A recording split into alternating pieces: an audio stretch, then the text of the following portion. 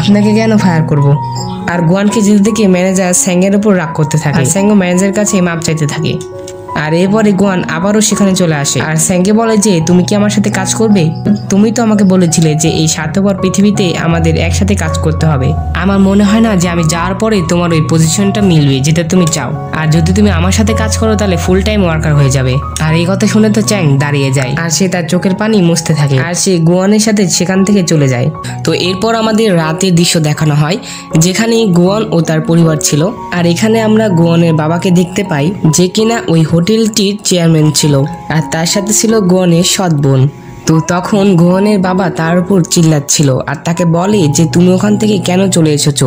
তোমাকে তো আমি ওখানে কাজ করতে বলেছিলাম। আর তখন গোয়াং বলে যে আমাকে ওখান থেকে বের করে দেওয়া হয়েছে। আর তা বাদেও তো আমি আপনাকে প্রথমেই বলে দিয়েছিলাম যে আমি ওখানে কাজ করব না, আমি ইন্টার্ন হিসেবে কাজ করতে চাই না, কিন্তু আপনি আমার কথাই শুনলেন না। তখন গোয়ানের বাবা বলে তাহলে তুমি এখন কি করতে চাচ্ছ? তখন গোয়ান বলে যে আমি ইউকে আবার চলে যাব। এরপরে গোয়ান যখন বাইরে আসে তখন হাওরেনও তার সাথে বাইরে আসে। তখন হাওরেন গোয়ানকে বলে যে তোমার কিং হোটেলে যাওয়া উচিত আর সেখানে তোমার কিছুদিন থাকা উচিত, পরে তুমি ইউকে চলে যেও। হাওরেন আর গোয়ানের মধ্যে কিছু অদ্ভুত কথা হয়। গোয়ান ও তার বোনের মধ্যে ভালো সম্পর্ক ছিল না, যেখানে গোয়ান তার বোনকে বলছিল যে আমি এই ঘরেই থেকে যাব। তখন ওর বোন বলে যে এই ঘর আমার, এই জন্যই তুমি এখানেই থাকতে পারবে না। তো এরপরে আমরা দেখতে পাই যে সেয়ং হোটেলের ভিতরে চলে আসে আর এখানে সে ইন্টার্ন হিসেবে কাজ করতে চলেছে। আর এরপরে আমরা একটি মেয়েকে দেখতে পাই যার নাম হলো সুমি, যে কিনা কিং হোটেলে ফ্রন্ট ডেস্ক ম্যানেজার টিম হিসেবে কাজ করছে। সুমি তাদেরকে বলছিল যে তাদের এখানে কি করতে হবে এবং তারা গেস্টের সাথে কেমন ব্যবহার করবে। আর তার সাথে সে আরো বলে যে আপনাদের সবচেয়ে বড় হাতিয়ার হলো আপনাদের হাসি, আপনাদের শুধু হাসতে থাকতে হবে। তখন সবাই বলে যে আচ্ছা ঠিক আছে।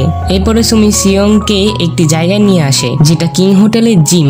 সুমি এখানে সিয়ংকে একটি মেয়ের সাথে দেখা করায় আর এই মেয়েটির নাম হলো বোয়ন।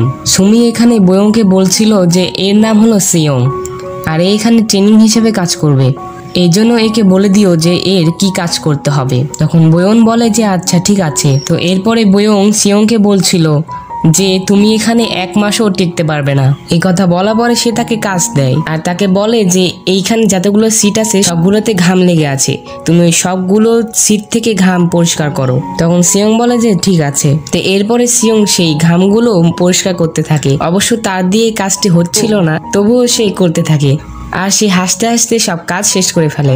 তো এর পরের সিনে আমরা দেখি যে বোয়ং সিয়ংকে বলছিল যখন তুমি কাজ করছিলে তখন তুমি হাসছিলে কেন? তখন সিয়ং বলে যে সুমি আমাকে এমনই করতে বলেছে। তখন বোয়ং বলে যে যাই হোক